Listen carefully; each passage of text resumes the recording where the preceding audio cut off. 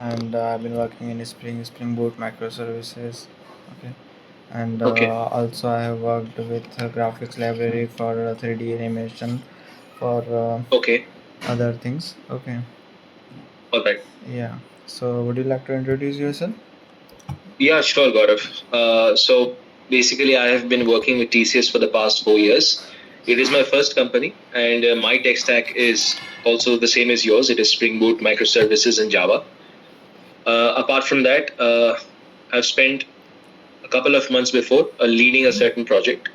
I have a total of 4 years of experience, and the latest project that I did was a project with respect to implementation of video KYC, and I led that project. Nice. Yeah, So nice. So you have worked with microservices and multi-threading and all. So yeah, yeah. so how did you secure your application? What kind of application this was? As in, this Uh, was the the KYC, was this a web application or a mobile application? no, this yeah, this was a web application basically. Okay. So Hmm. would you like to explain about the architecture? Yeah, sure. So regarding the architecture, uh, what generally I'll explain it from the software point of view, from starting from the front end. So the user can basically log into the portal. We have a portal called the KYC portal. The user can basically log into that portal and then upload a couple of account numbers or customer information, and then this particular information, which is uploaded in the form of a CSV file, all the contents of that CSV file gets ingested into the backend, and we generate KYC ref numbers, and then we process these KYC reference multiple steps. I'm not going into that. And after the processing is done, we are pushing it to another application basically. So, with respect to the architecture that is concerned, we have around four microservices in this. We have core, which basically has the core functionality, and then we have core API, which contains most of the classes and the interfaces which are required by core. And then we also have another microservice which has all the job related configurations. So we have certain jobs because we are using Spring Batch here. And then we have the config server and the config. These are the five services that we have. Okay. So that's what we are using. Okay. So can you explain how this is getting secured? Okay, so the way this is getting secured, I don't have much idea about Spring security, but there are a couple of things which I've done with respect to security. So, for example, if I am calling, there are instances where I have to call core from jobs because core contains most of the functionality. So when we are calling core from jobs, we are generally using a REST client, which is providing us security features. So that REST client in our case was the one that I used was OAuth2 REST client. So we're Okay. using this OAuth2 REST client, which is providing inbuilt security, and we are calling core out of it. And as far as Spring security is concerned, LDAP provides that security. So the user basically the user details are being provided by LDAP, and LDAP is we have integrations with LDAP to provide security features in our application. Okay. So did you face any challenges while using these two? Can you explain a little more about these two? Yeah, there are times I face challenges when I was trying to call core from jobs. There were times when I was not able to connect to uh, core because there was some sort of a client exception that was occurring, Mm-hmm. and I was not able to figure out what was the issue. And then I made certain changes in the URL, and later got to know that there was some problem in the URL because of which I was not able to connect to core. As far as LDAP is concerned, I haven't worked with it, to be honest, so I haven't really faced any challenges as of now. But there was one challenge that I faced was when users are not able to log in to the KROC portal, the KYC portal basically. Our application name is KROC, KYC renewal and OVD queuing. So the user sometimes is not able to log into the system, and the reason that was happening is because LDAP needs to have users created in its directory. So for that, I was running a script. Using that script, I was adding that user to the LDAP directory. And from then on, he was able to log in into the KYC portal. Okay. So these are the two challenges. I haven't worked with Spring Security as much, so I haven't faced so many challenges. Okay, got it. But I know the architecture of Spring Security a little bit. Okay. Go ahead. Okay. So Spring Security basically has a few components. So firstly, it would be the authentication. I think it was the authentication provider. Then it was sorry, I'm not able to recall at the moment. No problem. There is a user details provider. There is also some sort of a caching maintained, and sessioning is involved in Spring Security. And these are the few things I'm able to remember. At the moment, I'm not able to recall. Okay. Fine. I'll have to look it up once. Gaurav. No problem. No problem.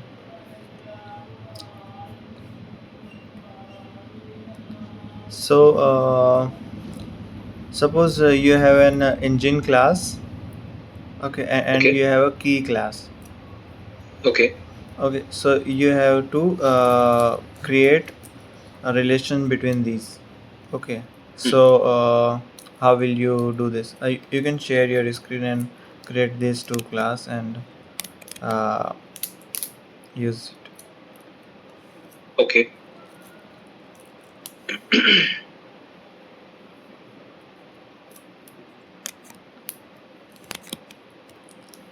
Is my screen visible? Yeah. Okay. So you're saying there is an engine class and then there is a key class, and I have to establish the relation between the two. Yeah. Okay.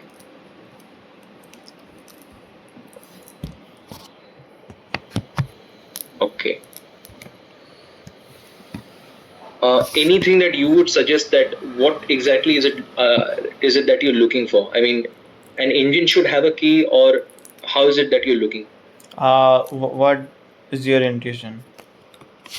My intuition is a key will be there for a certain engine. I mean, a key generally is for a car, but if we consider a car to be an engine itself, then a key will be there for an engine. So, how would you create the class and how will you manage both the objects? Okay. So what we can do is we can create an engine class. First, we can create a key class, and then we can have couple of variables. Let's say a particular key will have a certain engine type. So we can store it in a string. Let's say engine type.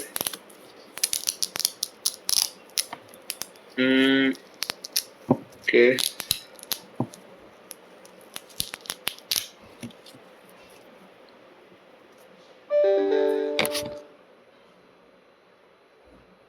Okay. Gaurav, just tell me something. Do you want me to do this in the form of an entity-wise relationship? Do you want me to map key and engine, Uh, or is it just inheritance that you're asking? I'm just trying to know what exactly is it that you're looking for. inheritance, can there be an inheritance? Key and engine, do you see possibility of inheritance? No, I don't. These are separate classes for me. Yeah, for anybody. Yeah. Yeah, so So then you want me to go for entity-wise relationship, right? yeah. Okay. Then we can annotate this with entity, and then we can make this as a table. Let's say there is already a table named T key in the database, and then we can use So engine will be the so engine type for key will be the foreign key that will refer to engine's primary key. So class engine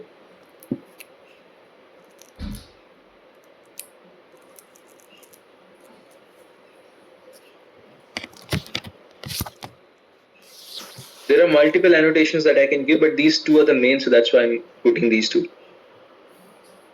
Okay.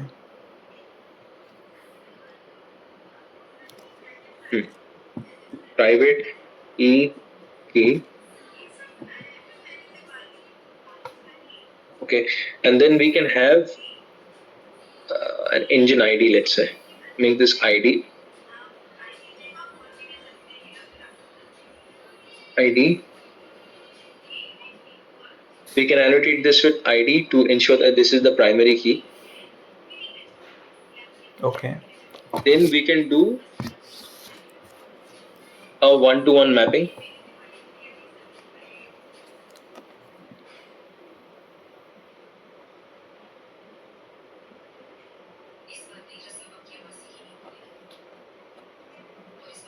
Okay, this will be one-to-one mapping engine, sorry.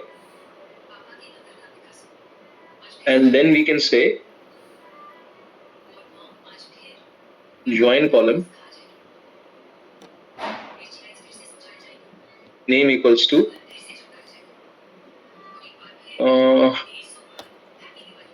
so this will be for key, this will be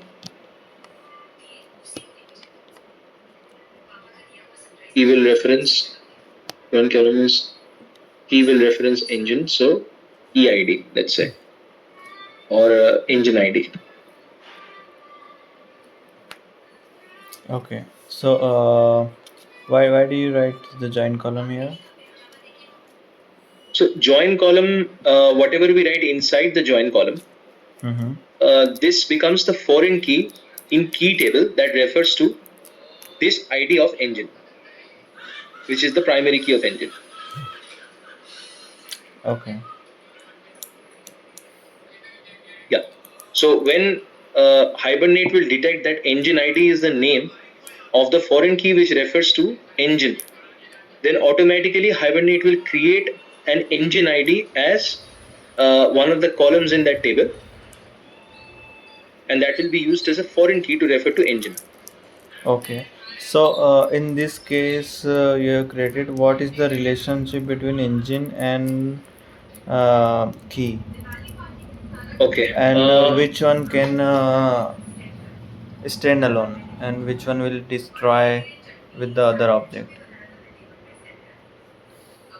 Okay. So engine is standalone, Okay. and key will get destroyed if engine gets destroyed, because engine cannot exist. Key cannot exist without an engine. Okay.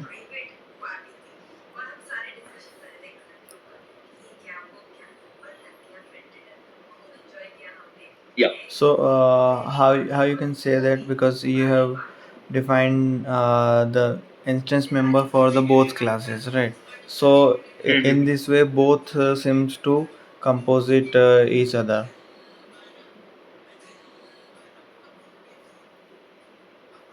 Both seem to composite each other. Yeah, like key is having engine and engine is having key. Okay.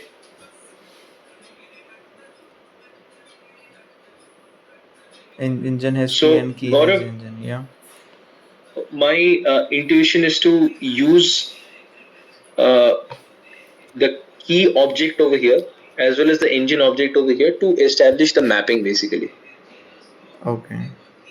Fine. So that is why I'm doing it, Yeah. but I'm not sure whether I'm able to answer Yeah. exactly No the question. problem. Yeah. Mhm.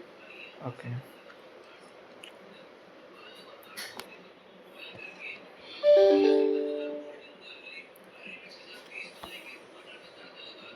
So you have worked with Streams API?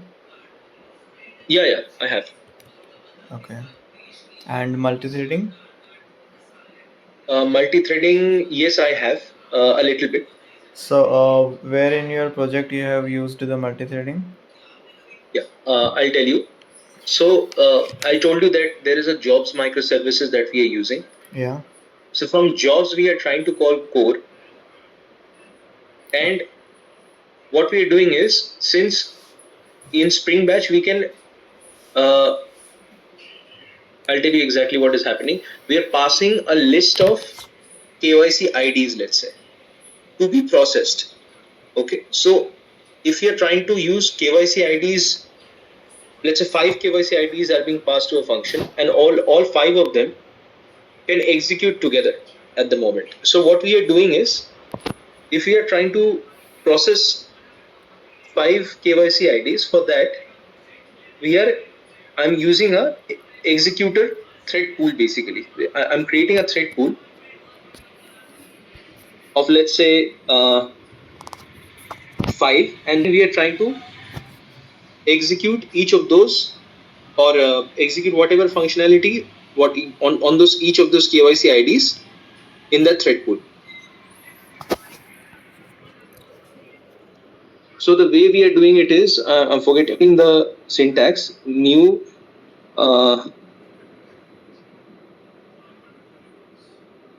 single thread pool. New, I remember. So it is executors dot new fixed thread pool. That's I'm creating a thread pool of 5, and then I think this is executors.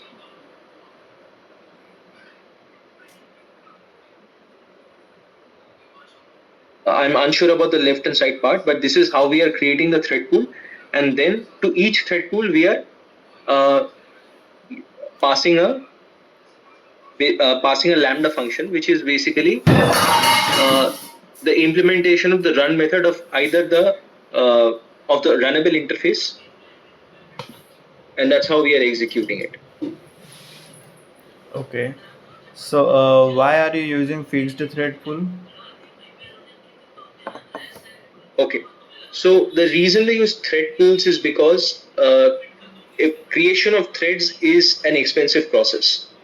So what a thread pool generally does is that it creates threads from the beginning, and if there is any task that needs to be executed in that thread pool, that already created thread will be assigned to that task, and that task will execute. Now, if we are not using a thread pool, then each time we are trying to use a thread, that thread has to be created from scratch, and that is an expensive process. So that's why fixed thread pool is a faster process. Okay. It is much easier. Why not other? What other option did you have? Okay, the other options are to use either the runnable interface. No, no. In thread pool itself. Okay, in thread pool there is new single thread executor, I think. Mm-hmm. Executor, executors dot. This is one way to do it. The other is executors dot new. I think it was synchronized or something like this. I'm not exactly remembering it, but I haven't used this one, Gaurav. I've only used these two. Okay. The last one I think is synchronized thread pool. I'm not exactly sure about the last one. Okay. So these are the ways I have created threads using executors, and I've executed threads in these thread pools. Okay.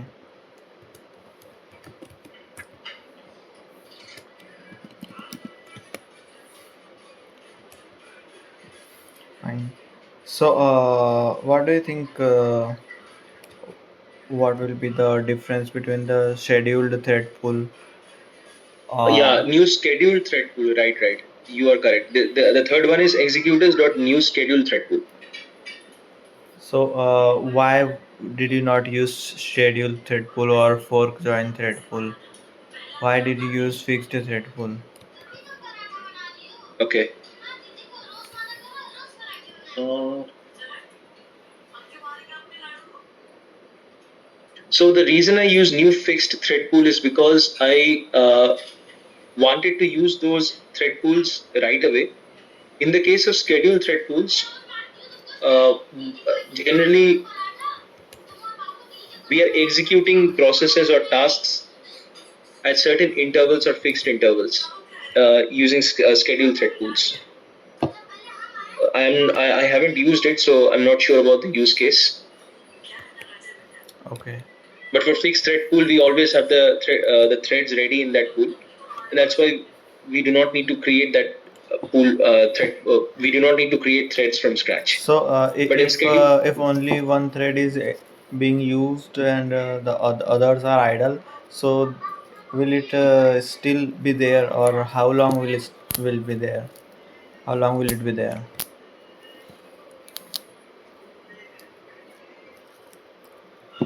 uh, I'm not sure about how long it will be there, but the thread pools generally, if we create it, they will be there for some time. I'm unaware of this, Gaurav. Okay.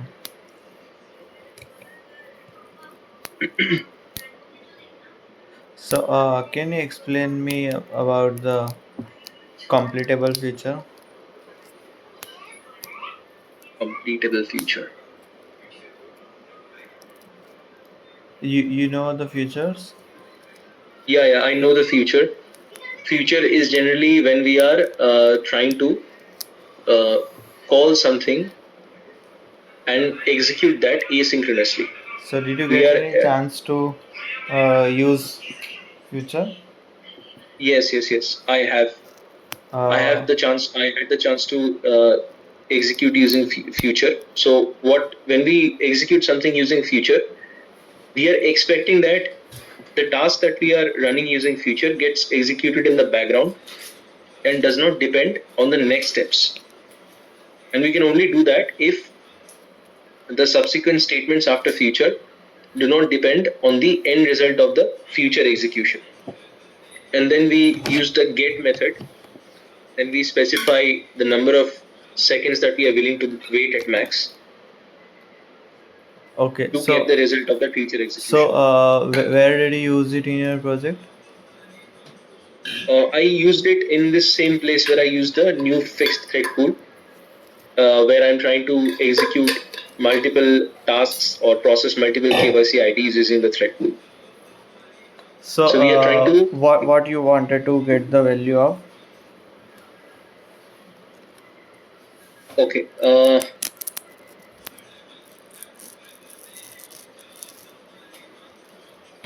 So the syntax is I'm just trying to recall executors.submit, and then we have to pass the. I think this has to be the lambda function or the class implementation. I'm not exactly sure here, and then we are catching that in a future. Okay. So what the future ensures? The future ensures that the task that we assign to the threads got executed successfully, and if the task got executed successfully, then there was a certain code that was sent. I think it was true or null, something like that. Future, I'm not exactly sure about the return type. I have to go and look these concepts up, Gaurav. I have worked on Okay. them, but I haven't prepared Okay. these concepts. Can you explain the aspect-oriented programming? Aspect oriented programming. Yes. So, Spring aspect oriented programming basically ensures dealing with cross cutting concerns. Mm-hmm. So, for example, we have security issues, then we have logging. All of these things are provided by Spring aspect oriented programming out of the box by Spring. Okay. Yeah. And there are some others as well. One is security, the other is uh, logging, third could be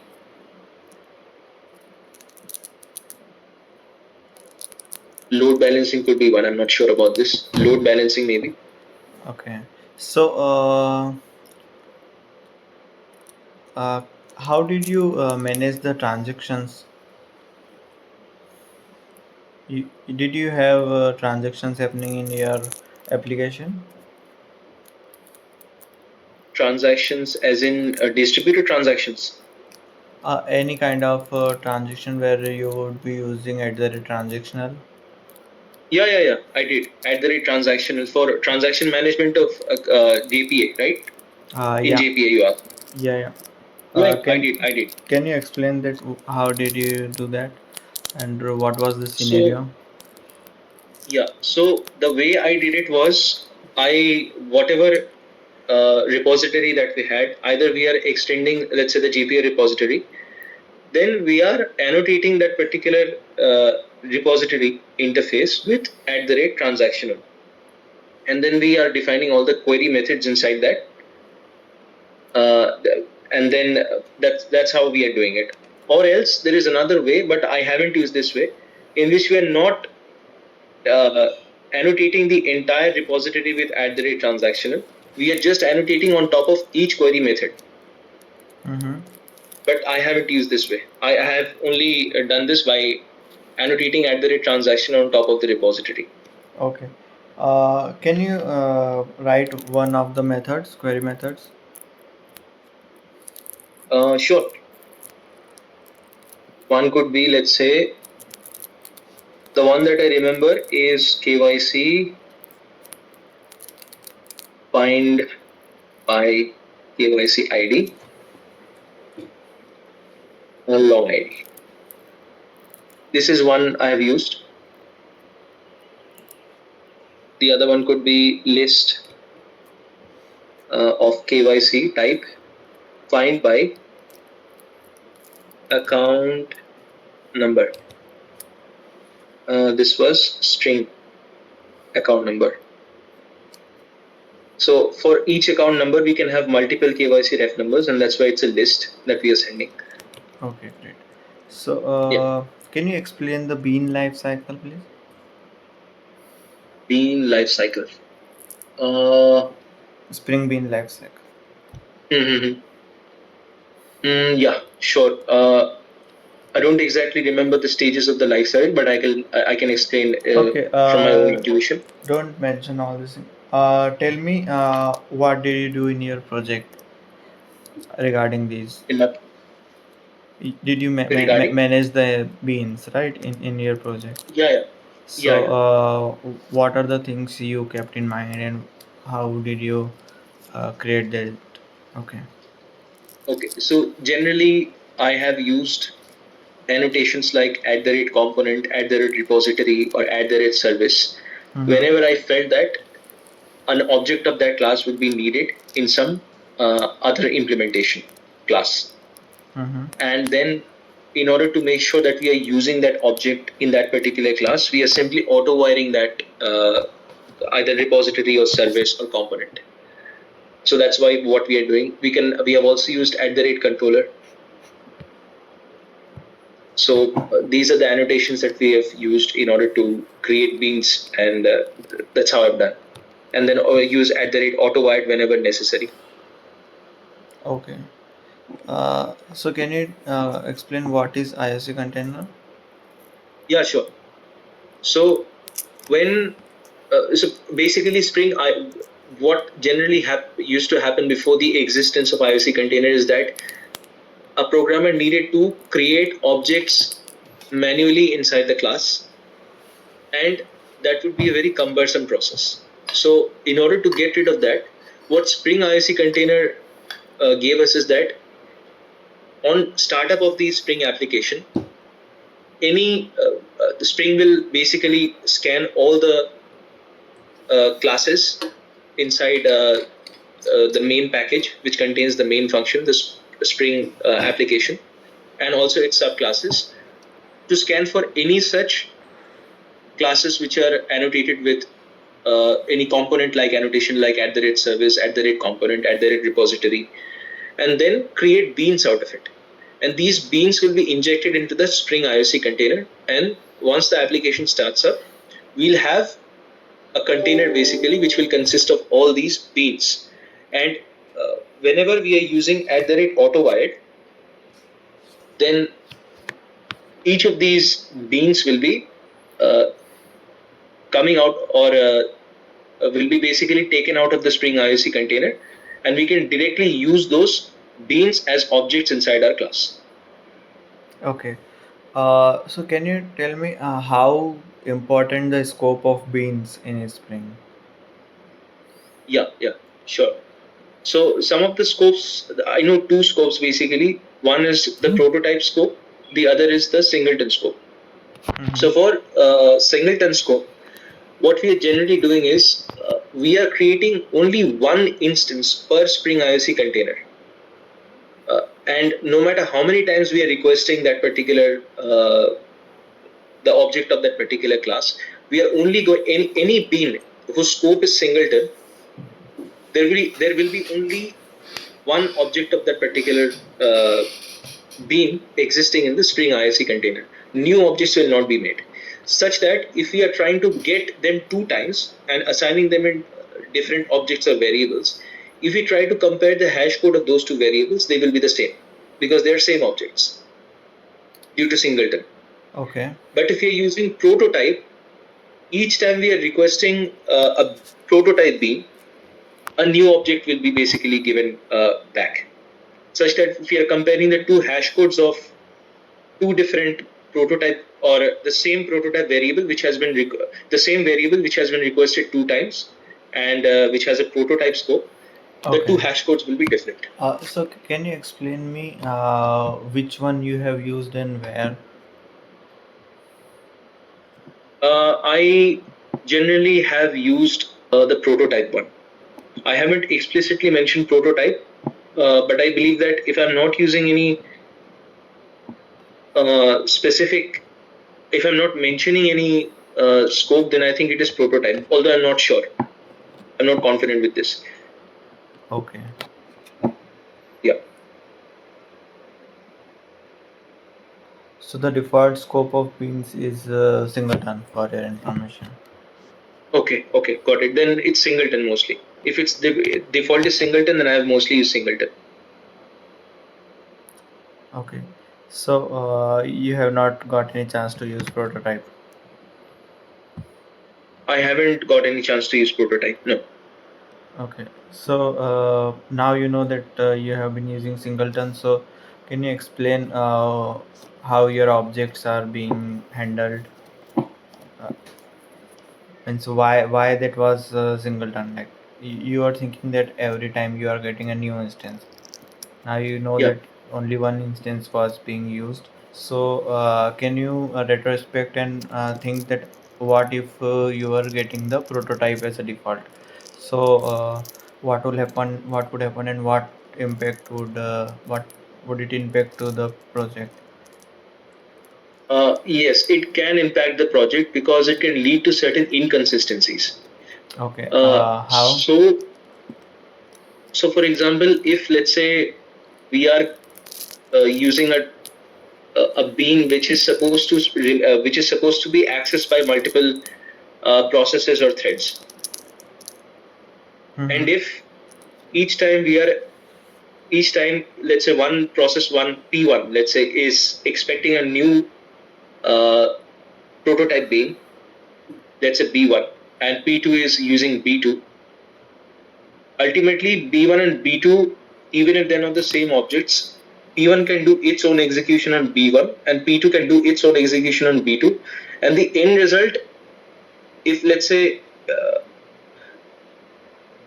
okay, just I want to explain it this way, that if there is a common resource, let's say B, and we are creating two different objects of it because it's the bean is prototype scope. Let's say B1 and B2 are two different objects that are created, and we want to ensure that the end result of computation of P1 and P2 on B1 and B2 respectively will be consistent at the end of the execution of P1 and P2. But since both of them are executing on different objects, they will have their own copies of B in their own memory. So this can lead to inconsistency. So any common resource, for example, like a database or any kind of connection, maybe a file writer, all of these things have to be used in a singleton way.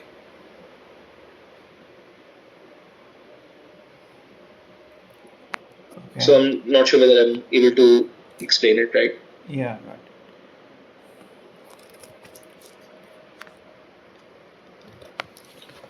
Okay. So,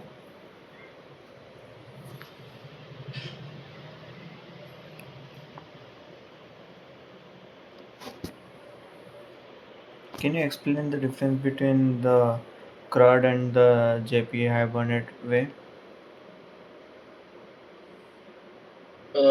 I think CRUD repository has a few more features as compared to JPA repository.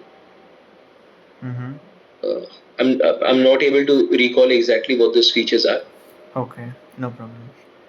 So,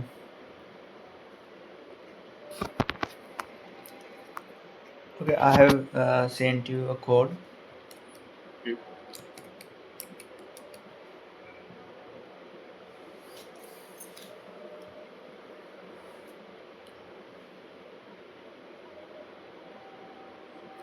Scroll to the right.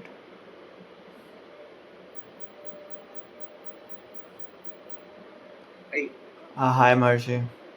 On the below. hey, continue the interview. Can Uh, I just copy this? yeah, there is a down scroll bar. Yeah, and go to the right, and there you will get a copy button. Go to the right, yeah, and go up. Go up.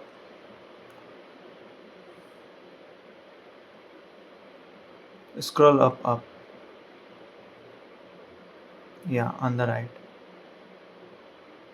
I think you scroll the left. Okay. Scroll to the right. The down one.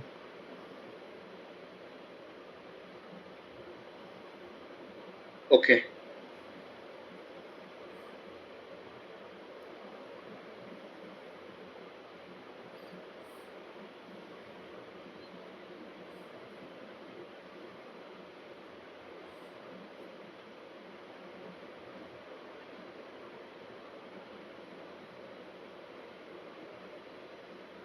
So you Second have is worked with create streams. account.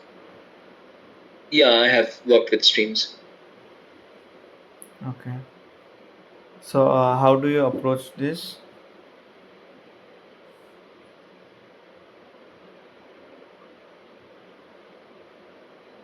Okay, I'm just trying. Mm-hmm.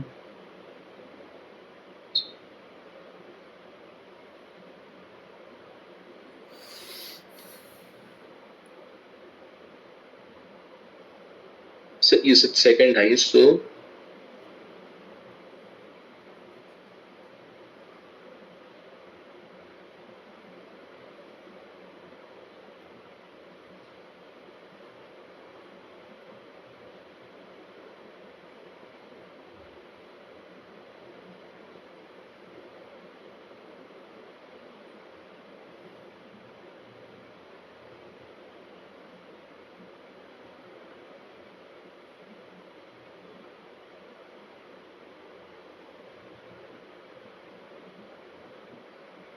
collectors dot to list. So tell me what you are planning to do. So I'm trying to sort this particular this array, and then I'm trying to print out. I'm trying to collect it in a list, and then I'm trying to print the second highest one. Okay. So if I write it like this,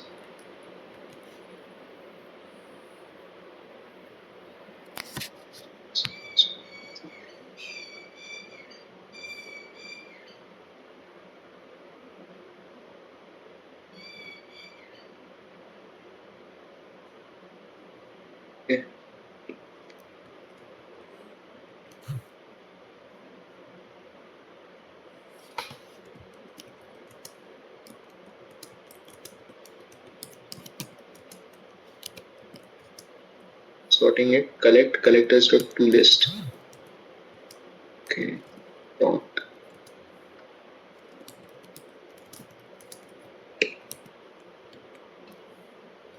Yeah. Mm-hmm.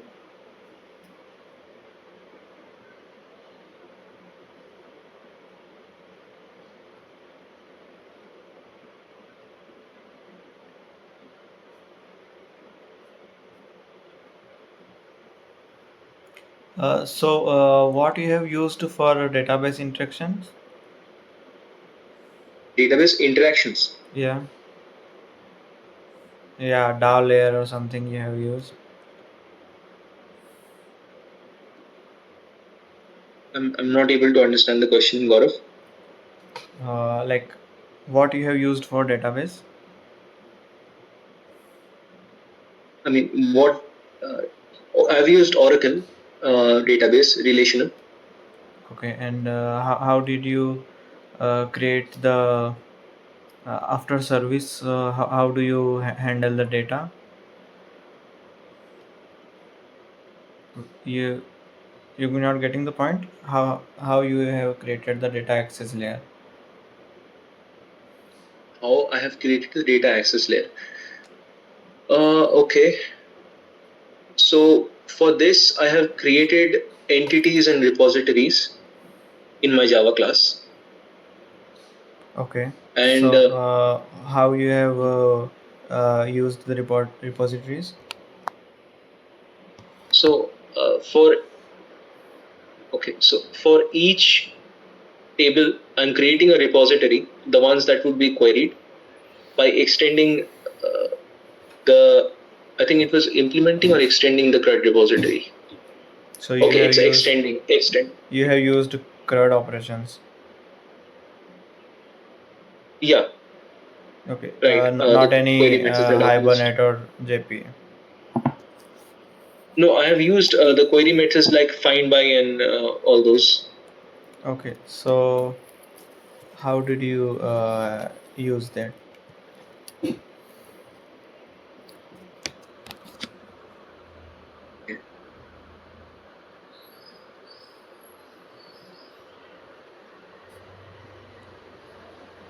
So first, I will have an interface basically.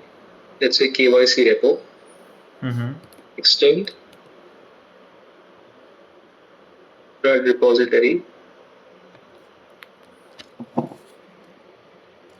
and then I would have, let's say, the type of the primary key, which is long, and the name of the entity, which is KYC extends, and then I have the query methods here, all the query methods that are required. So Gaurav, I'm not sure whether this is the answer you're looking for. Okay. No problem.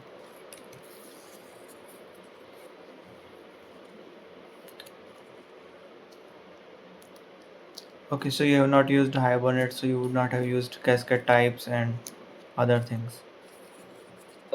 I know about cascade types a little bit. Okay. So one cascade type is cascade type dot delete, I think, which makes sure that if any entry in a table is deleted, and if that table had a foreign key, and no, sorry, if that table had a primary key, and that particular entry was being referenced by some other table, since the primary key is deleted, then all those entries with the same foreign key in the other table will also be deleted. So cascading is done in a way. Okay, that is cascade type remove. Okay. Remove. Okay. Yeah. So what is lazy and eager loading?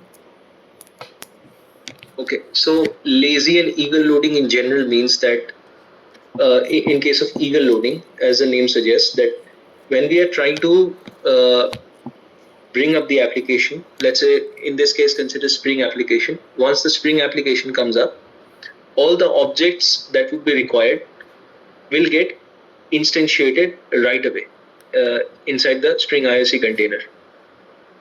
Mm-hmm. But in the case of lazy loading, until and unless an object is requested or a bean is requested, that object won't be instantiated. Okay. Fine. So, And did you have any chance where you had to avoid the field from getting saved to the DB? So, what did you use? What annotation did you use mm, to prevent some field from getting to the DB? okay,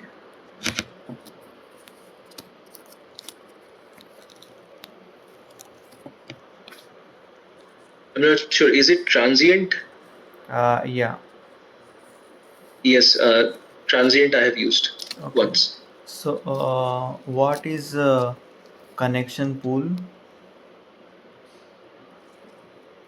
Have you Connection pool. used any connection pool like Hikari connection pool? Hikari I have used. Yes, yes. Okay. Can you explain that? I don't have much idea about connection pool, Gaurav. Okay. I didn't really have any idea about connection pools. I have to look it up. No problem. So, did you use any TLS? TNS, Like formerly it was known as SSL.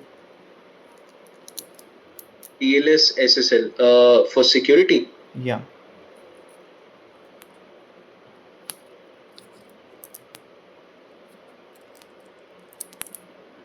TLS, SSL. No, TLS, SSL I haven't used in my application. Okay. So, TLS, transport layer security, and secure.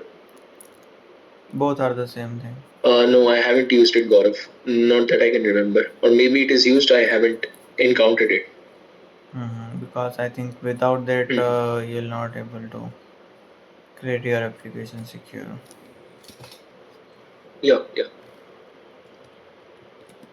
Yeah, there are SSL certificates are renewed in our application every now and then.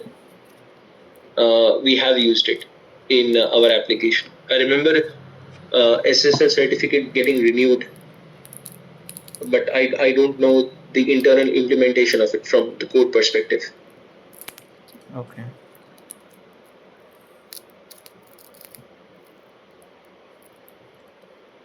Fine.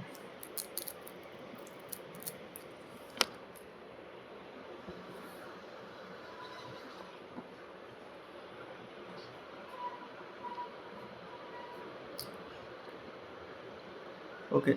So if somebody is trying to attack you with the DDoS attack, how would you identify it?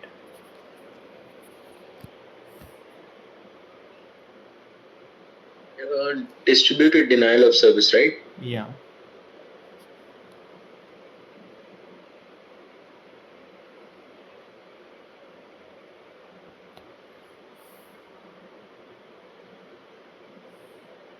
Let's say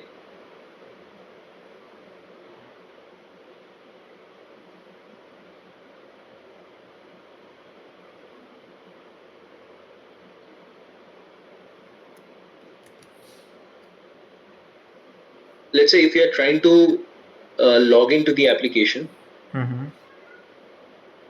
but every time that we are trying to log in,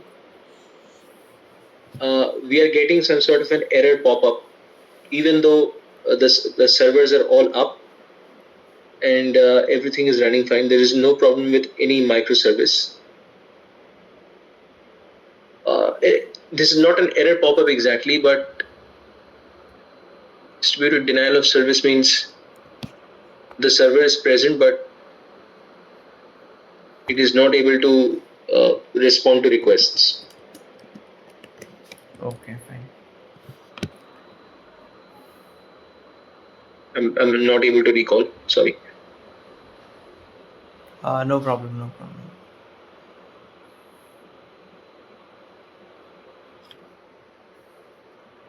I think I'm done from my side. Do you have any question? Gaurav, at the moment, I just want to ask whether this interview is for a specific project or is this an in general interview? This is a general interview, okay? Okay, okay. Yeah. Uh, So if you are got selected in this interview, then HR will let you know. Then you'll have another round, okay? And okay, then you will have a client round. okay. So They, client round will happen before I get onboarded yeah, into EY. yeah, Okay, okay. Got it. All right, Gaurav. yeah. That's all I wanted to ask. Sure. Thanks for your time. Thank you so much, Gaurav. Yeah. Thank you. Bye.